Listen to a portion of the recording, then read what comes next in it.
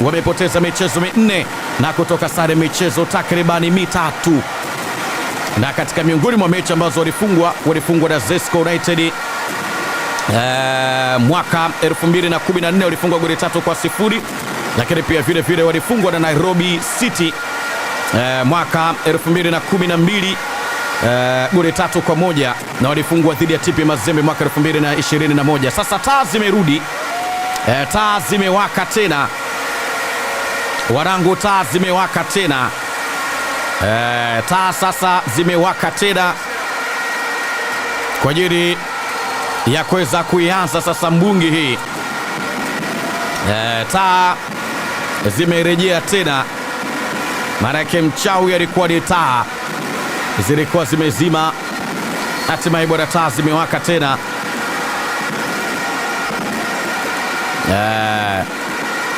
Hatimaye bwana taa zimewaka tena kwa ajili ya kuweza kuianza safari hii ya matumaini. Mashabiki wa Simba Sports Club wanatamani na kuona timu yao ikifanya vizuri zaidi katika mchezo wa leo. Idadi ya wachezaji ambao kimsingi Simba Sports Club ambao wamewasajili wanahitaji kuweza kuona akiwalipa, lakini katika hii Simba Day ya 18 katika mechi 17 ambazo Simba Sports Club wamecheza za Simba Day 17 mwaka 2009 walishinda goli 1-0 dhidi ya Sports Club Villa Jogoo ya pale Uganda. Mwaka 2010 walitoka sare ya bila dhidi ya Express ya pale Uganda. Mwaka 2011 walipoteza kwa goli 1-0 dhidi ya Victors FC ya pale Uganda. Mwaka 2012 walipoteza kwa goli 3-1 dhidi ya Nairobi City ya pale Kenya. Mwaka 2013 walishinda goli 4-1 dhidi ya Sports Club Villa Jogoo ya Uganda. Mwaka 2014 walipoteza kwa mabao 3-0 dhidi ya Zesco kutoka Zambia. Na mwaka 2015 walishinda goli 1-0 dhidi ya Sports Club Villa kutoka Uganda. Mwaka 2016 walishinda goli 4-0 dhidi ya AFC Leopard ya Kenya. Mwaka 2017 walishinda goli 1-0 dhidi ya Rayon Sports ya pale Rwanda.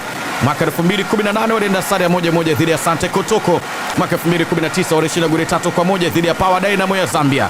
Mwaka 2020 walishinda goli 6-1 dhidi ya Vitalo kutoka Burundi. Mwaka 2021 walipoteza kwa goli 1-0 dhidi ya TP Mazembe Badi Angwedas kutoka Kongo. 2022 walishinda goli 2-0 dhidi ya St George pale Ethiopia.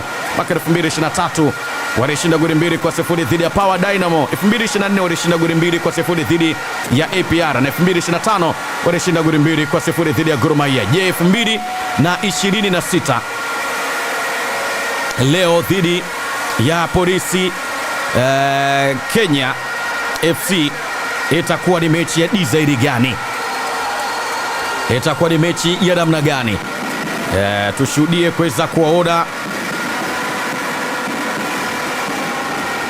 tushuhudie kuweza kuwaona Simba Sports Club wataendeleza pale walipoishia, lakini pia vile vile niwakumbusha tu ya kwamba baada ya mechi ya leo hii ya kimataifa ya kirafiki, Simba Sports Club kesho wataianza safari ya kuelekea kule